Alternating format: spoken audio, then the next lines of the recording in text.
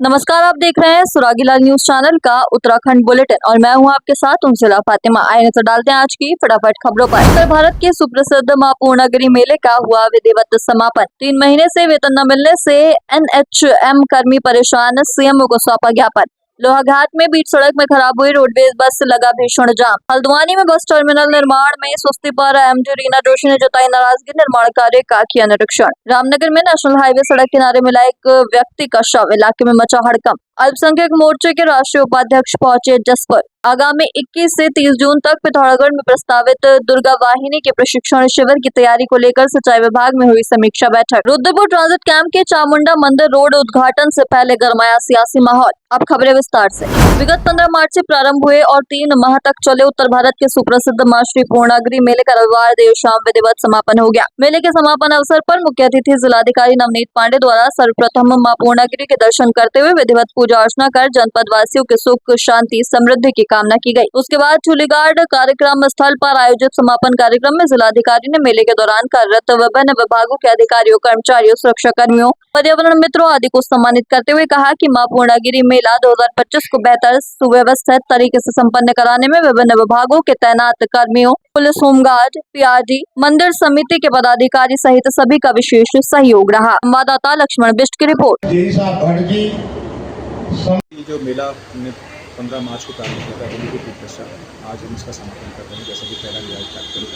लेकिन अभी यात्री काफ़ी संख्या में अभी भी आ रहे हैं, उनको देखते हुए हम लोग अभी फ़िलहाल करीब 5 से 7 दिन के लिए सुरक्षा व्यवस्था, SDRF और जो हमारी सफाई और जो बिजली की व्यवस्था है उसको हम अभी 5-7 दिन और एक्सटेंड करेंगे और फिर देखेंगे कि यात्री की संख्या जिस हिसाब से आती है उस हिसाब से हम आगे बढ़ेंगे। जहाँ तक मेले के संचालन का विषय रहा है, इस बार ये मेला बहुत ही सेफ और सुरक्षित मेला रहा और किसी भी प्रकार की कोई दुर्घटना, कैजुअलिटीज़ हमारे इस बारी यहाँ पे इस मेले में रिपोर्टेड नहीं हुई है। रिकॉर्ड करीब 21 लाख से अधिक यात्री ने इस बारी हमारे माता के दर्शन किए हैं।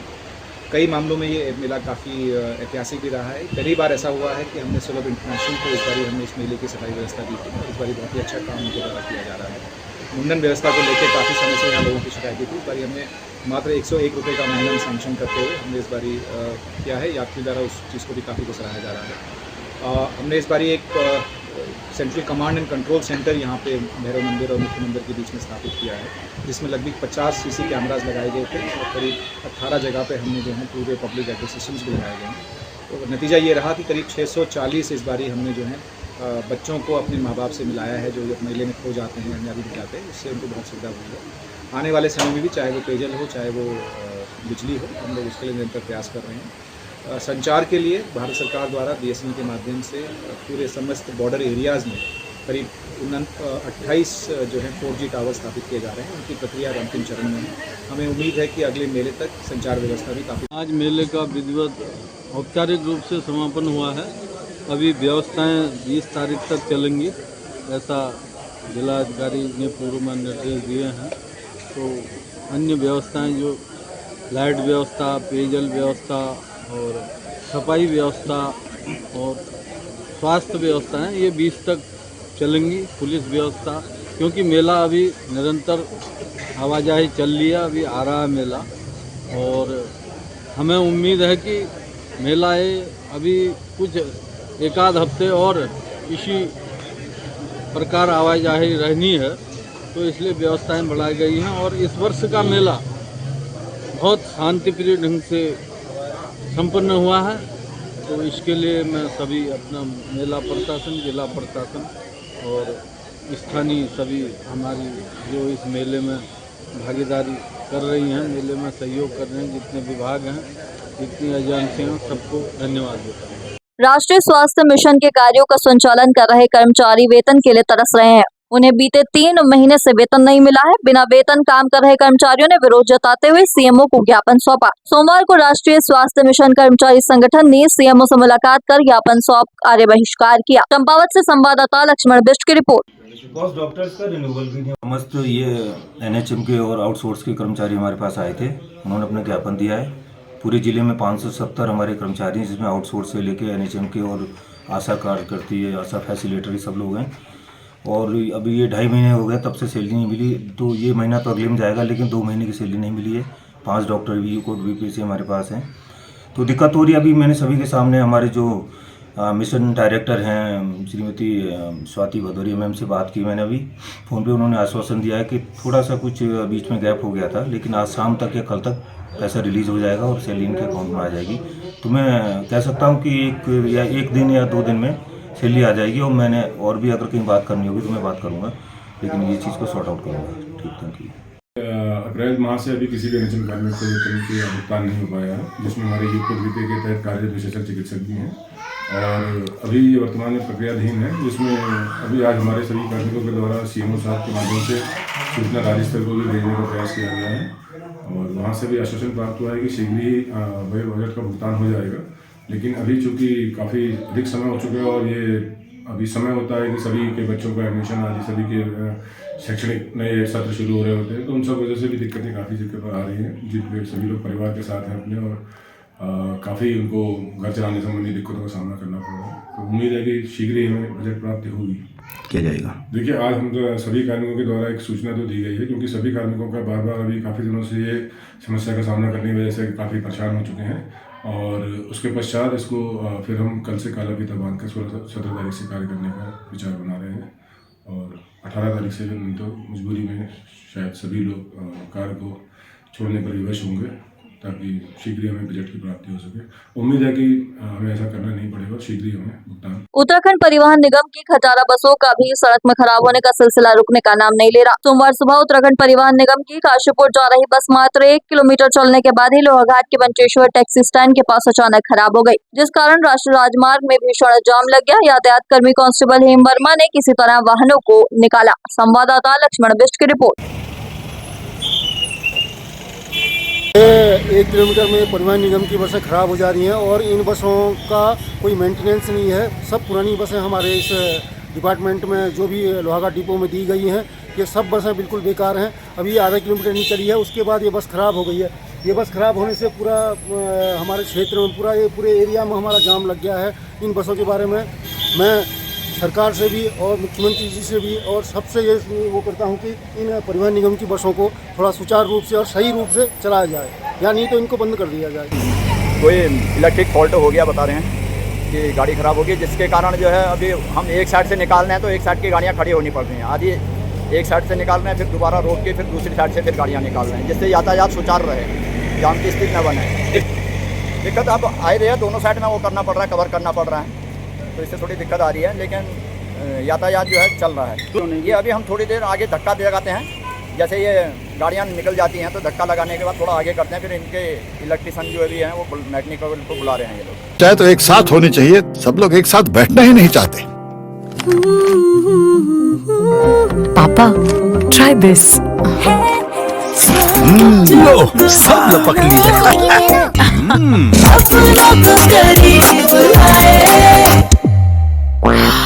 ये क्या हाल कर दिया है रूम का? बस कल से चाय कल से चाय मेरे रूम में। देवर पान नमकीन। उत्तराखंड परिवहन निगम की प्रबंध निदेशक एमडी रीना जोशी सोमवार को काठगोदाम स्थित निर्माणाधीन रोडवेज बस टर्मिनल और वर्कशॉप के निरीक्षण पर पहुंची। इस दौरान उनके साथ विभागीय अधिकारी भी मौजूद रहे। निरीक्षण के दौरान एमडी जोशी ने निर्माण कार्य की धीमी प्रगति पर असंतोष जताया। उन्होंने अधिकारियों को स्पष्ट निर्देश दिए हैं कि सरकार द्वारा स्वीकृत 67 करोड़ के बजट का सही उपयोग सुनिश्चित करने हेतु निर्माण कार्य को शीघ्रता से पूर्ण किया जाए। संवाददाता दीपक अधिकारी की रिपोर्ट।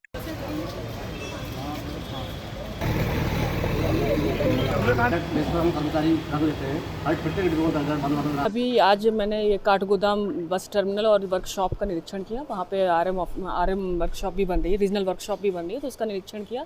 तो काम अभी प्रगति नहीं चल रही है, असंतोषजनक है, तो इसके लिए उनको निर्देशित किया है कि चूँकि फ़ंड हम लोग ऑलरेडी रिलीज़ कर चुके हैं, तो उसको उनको निर्देश दिया है कि उसको जितने भी काम पेंडिंग है उसको तत्काल पूरा करें, ताकि हमारा जो यहाँ पे से ऑफिस भी शिफ्ट होने हैं और बस के संचालन भी वहाँ से शुरू होने हैं, तो वो यथाशीघ्र शुरू किए जा सके। नहीं, ये कंस्ट्रक्शन का वर्क है, क्योंकि यहाँ पे ऑलरेडी वर्कशॉप भी चल रही थी, संचालन भी चल रहा था, तो इनको थोड़ा सा शिफ्ट वाइज करना पड़ा था। बाकी ऐसा कोई डिले नहीं है, मतलब कंस्ट्रक्शन में जो डिले होता है, थोड़ा बारिश की वजह से इन लोगों ने बताया कि थोड़ा सा डिले हुआ है, लेकिन इनको निर्देश दिया जा चुका है कि उसको तत्काल पूरा करें। प्रॉब्लम नहीं, इनको फंड टाइमली ही मिला है सबको। यहाँ पे जो भी कुछ हमें समस्याओं का से अवगत कराया है कि यहाँ पे कुछ परिचालक कम है, तो इसके लिए भी इनको बताया कि हम जल्दी ही परिचालक भी देंगे और जितनी भी बसों के हमारे ऑफ रूट हो रही हैं उनके भी सामान भी उपलब्ध कराएंगे और ताकि हमारे सारे जो ऑपरेशंस हैं सुचारू रूप से चलते रहे। आपको बता दें कि सोमवार की सुबह नेशनल हाईवे 309 रामनगर काशीपुर मार्ग पर टांडा चौराहे पर एक व्यक्ति का शव मिलने से इलाके में हड़कंप मच गया। मौके पर पहुंची पुलिस ने शव को कब्जे में लेकर मामले की जांच शुरू कर दी है। घटना के संबंध में जानकारी देते हुए कोतवाली के वरिष्ठ उप निरीक्षक मनोज नियाल ने बताया कि टांडा चौराहे पर मिले शव की शिनाख्त पंकज तिवारी के रूप में हुई है। वहीं मौत के असली कारणों का पता पोस्टमार्टम रिपोर्ट आने के बाद ही चल सकेगा। संवाददाता राजीव अग्रवाल की रिपोर्ट। देखिए, आज प्रातः टांडा चौराहे के पास एक व्यक्ति का शव मिला जिसकी पंकज तिवारी के रूप में शिनाख्त हुई है। शव को पुलिस ने कब्जे लेकर पंचनामे की कार्रवाई की जा रही है। ये बताया जा रहा है अल्मोड़ा धौलछिना का बताया जा रहा है। खबर जनपद उधम सिंह नगर के जसपुर क्षेत्र के गांव राजपुर से है, जहां मोदी सरकार की 11 वर्ष बेमिसाल कार्यक्रम के तहत भारतीय जनता पार्टी के अल्पसंख्यक मोर्चे के राष्ट्रीय उपाध्यक्ष चौधरी जाकिर हुसैन ग्राम चौपाल कार्यक्रम में पहुंचे, जहां भाजपा कार्यकर्ताओं ने उनका फूल मालाओं के साथ स्वागत किया। इस दौरान भाजपा के अल्पसंख्यक मोर्चे के प्रदेश अध्यक्ष इंतजार हुसैन भी मौजूद रहे। संवाददाता दीपक चौहान की रिपोर्ट।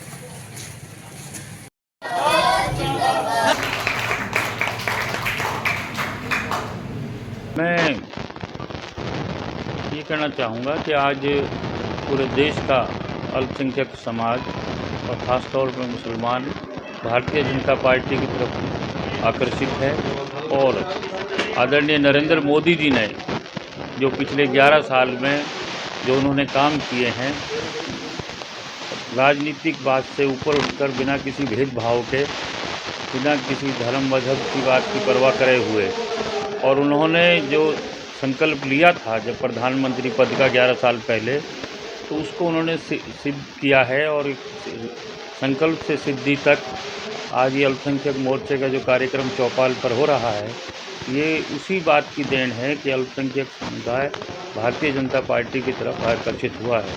और मैं ख़ास तौर पर हमारे उत्तराखंड के प्रदेश अध्यक्ष अल्पसंख्यक मोर्चे के भाई इंतजार हुसैन साहब को और उनकी पूरी टीम को, सभी साथियों को मुबारकबाद देता हूँ कि उन्होंने इतना शानदार काम किया है कि देश में एक नई शुरुआत हुई थी जब यहाँ चंपावत का विधानसभा चुनाव हुआ था और अल्पसंख्यक समुदाय की 96% वोट आज हमारे प्रदेश के यशस्वी मुख्यमंत्री आदरणीय श्री पुष्कर सिंह धामी जी को शानदार जीत मिली, तो उसमें मुसलमानों का बहुत योगदान था और उससे एक देश में एक नया मैसेज गया। और जो हमारे राष्ट्रीय अध्यक्ष हैं आदरणीय जमाल सिद्दीकी साहब, उनके मार्गदर्शन में उत्तराखंड का अल्पसंख्यक मोर्चा भी और पूरे देश में अल्पसंख्यक मोर्चा बहुत शानदार काम कर रहा है और जिससे मुसलमान आज भारतीय जनता पार्टी के साथ जुड़ा है। देखिए, मैं खुद हरियाणा वक्फ बोर्ड को देख रहा हूँ बतौर प्रशासक, क्योंकि न्यायालय में विवाद होने की वजह से चेयरमैन का इलेक्शन नहीं हुआ, तो बतौर प्रशासक मैं देख रहा हूँ कि वक्फ बोर्ड, हरियाणा वक्फ बोर्ड खुद एक ऐसा उदाहरण है कि अगर भारतीय जनता पार्टी वक्फ की दुश्मन होती तो वो हरियाणा वक्फ बोर्ड जो बंद होने की कगार पे था, वहाँ 6 महीने तक भी तनख्वाहें नहीं दी गई थी, तो मुझे वहाँ प्रशासक लगाया और भारतीय जनता पार्टी की सरकार, हमारे उस वक्त के मुख्यमंत्री जो आज देश के यशस्वी ऊर्जा मंत्री हैं आदरणीय श्री मनोहर लाल जी ने वक्फ बोर्ड को चलाने में इतनी शानदार मदद की भारतीय जनता पार्टी की सरकार ने कि आज हरियाणा वक्फ बोर्ड ने एक पूरे देश में नज़ीर पेश की है, एग्ज़ाम्पल सेट किया है कि इमामों की 5-5 हज़ार रुपये एक मुश्त तनख्वाह में बढ़ोतरी की और उसके साथ साथ पूरे देश में कहीं इंक्रीमेंट नहीं है, इमामों को इंक्रीमेंट भी दिया और आज वक्फ बोर्ड बहुत शानदार काम कर रहा है। तो वक्फ बोर्डों का काम अच्छी तरह चले, ट्रांसपेरेंसी से चले, जिस तरह हम हरियाणा वक्फ बोर्ड में कर रहे हैं। हरियाणा वक्फ बोर्ड की सारी प्रॉपर्टी हमने ऑनलाइन की है और सभी चीज़ के अकाउंट हैं, तो आज देश में वक्फ की प्रॉपर्टी अच्छी तरह चलें और मुसलमानों को, जो गरीब मुसलमान हैं, चाहे बेवा हैं, चाहे अनाथ बच्चे हैं, चाहे और हमारे स्टूडेंट्स हैं, उनको वजीफ़ा मिले और अच्छी तरह जो वक्फ की आमदनी है ये अच्छी तरह इस्तेमाल हो। यही मोदी जी का एक सपना है और वक्फ का इस्तेमाल अच्छी तरह हो, वक्फ को फ़ायदा पहुंचाने की बात है। कहीं भी वक्त की प्रॉपर्टियों को नुकसान करने की भारतीय जनता पार्टी की सोच नहीं है। खबर जनपद उधम सिंह नगर के बाजपुर से है। बता दें कि आगामी 21 से 30 जून तक पिथौरागढ़ में प्रस्तावित दुर्गा वाहिनी के प्रशिक्षण शिविर की तैयारियों की समीक्षा के लिए रविवार को सिंचाई विभाग अतिथि गृह सभागार में बैठक का आयोजन किया गया। इस दौरान बैठक को संबोधित करते हुए विश्व हिंदू परिषद गौरक्षा विभाग के प्रांत मंत्री यशपाल राजहंस ने कहा कि आज हिंदू समाज की बहनें अपनी गौरवमय संस्कृति से विमुख होकर पाश्चात्य संस्कृति का अनुसरण कर रही है, जिस पर रोक लगने की जरूरत है। संवाददाता लवकुश श्रीवास्तव की रिपोर्ट। चौराहे पे जाम था, शनिवार का दिन था।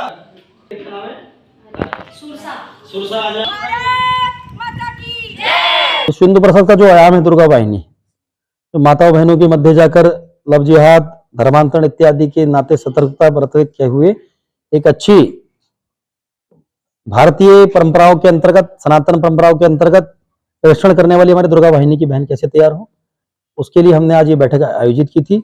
और बैठक में जिले भर से यहाँ पर सैकड़ों की संख्या में बहनें पधारी हैं। पिथौरागढ़, उत्तराखंड के कुमाऊं संभाग में पिथौरागढ़ में 21 तारीख को ये प्रशिक्षण वर्ग प्रारंभ होगा, जहां पर तलवार चलाना, दंड चलाना, योग व्यायाम, शारीरिक दक्षता और मानसिक दक्षता के नाते ये वर्ग रखा गया है। भारत के भीतर बढ़ता हुआ इस्लामिक आतंकवाद, हमारे भारत का गौरवशाली इतिहास, ऐसे बौद्धिक के भी बहुत सारे सत्र रहते हैं।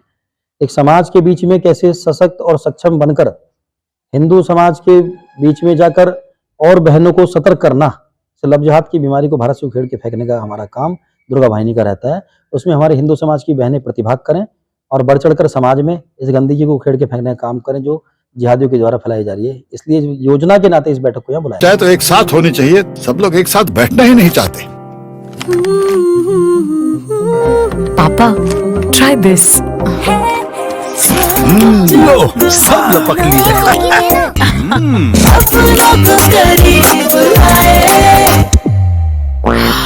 ये क्या हाल कर दिया है रूम का? बस कल से चाय मेरे रूम में। देवर पान नमकीन। रुद्रपुर ट्रांजिट कैंप के चामुंडा मंदिर रोड उद्घाटन से पहले गरमाया सियासी माहौल। ट्रांजिट कैंप थाने में पूर्व विधायक राजकुमार ठुकराल ने दिया धरना। रुद्रपुर के ट्रांजिट कैंप चामुंडा मंदिर रोड के उद्घाटन से पहले रुद्रपुर में सियासी पाला चढ़ गया। पूर्व विधायक राजकुमार ठुकराल ट्रांजिट कैंप थाने के SHO कक्ष के भीतर जमीन पर बैठकर धरने पर बैठ गए। धरने की वजह थी लघु व्यापार मंडल अध्यक्ष संजीव कुमार गुप्ता को पुलिस द्वारा थाने में बैठाना। बताया जा रहा है कि स्थानीय विधायक शिव अरोड़ा द्वारा चामुंडा मंदिर रोड का उद्घाटन कार्यक्रम तय था। इस कार्यक्रम का विरोध किए जाने की आशंका को देखते हुए पुलिस ने संजीव कुमार गुप्ता को पहले ही थाने में बैठा लिया, जिससे पूर्व विधायक राजकुमार ठुकराल नाराज हो गए। राजकुमार ठुकराल ने आरोप लगाया है कि पुलिस ने सत्ता पक्ष के दबाव में आकर ये कदम उठाया। संवाददाता दीपक चौहान की रिपोर्ट। देखो, पिछले दिनों एक ना झील के सामने 400 मीटर की सड़क का टुकड़ा है, इसको बनाने की मांग की थी व्यापार मंडल ने, ट्रांजिट कैंप व्यापार मंडल ने, और मैं भी उधर से गुजर रहा था तो शिवनगर में इनका धरना था। मैंने इनको समर्थन दिया और उसके उपरांत सारे अधिकारी मौके पे आ गए। अधिकारियों ने प्रॉमिस कर दिया, PWD के अधिकारियों ने, कि तारीख तक काम शुरू हो जाएगा। काम शुरू नहीं हुआ। हम लोग PWD में पुराना दोबारा पहुंच गए और संजीव गुप्ता जी व्यापार मंडल के अध्यक्ष हैं, इनके नेतृत्व में वहां धरना लगाया और लिखित रूप में दिया कि 15 जून तक, यानी आज तक काम प्रारंभ हो जाएगा। काम तो प्रारंभ नहीं हो रहा, लेकिन विधिवत रूप से इसका शिलान्यास हो रहा है। हम शिलान्यास का क्यों विरोध करेंगे भाई? जिस सड़क की डिमांड कर रहे हैं वो सड़क की डिमांड पूरी हो रही है, सड़क बन रही है, हम लोग तो खुश हैं। लेकिन भाजपा के नेताओं को खुश करने के लिए संजीव गुप्ता जी को आज ट्रांजिट कैंप थाने में पुलिस ने बुला लिया। रोज इनका उठना बैठना है, रोज बैठाएं, रोज बातचीत करें, समाज को लाभान्वित करने वाले कदम उठाएं, ये समझ में आता है।